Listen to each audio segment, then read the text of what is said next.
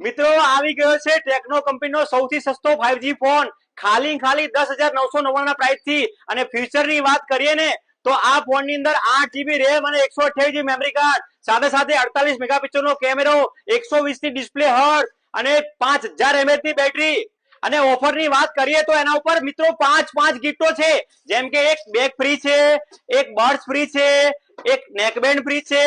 એના ઉપર એક સ્પીકર પણ ફ્રી છે અને સાથે સાથે એક ફેન પણ ફ્રી છે.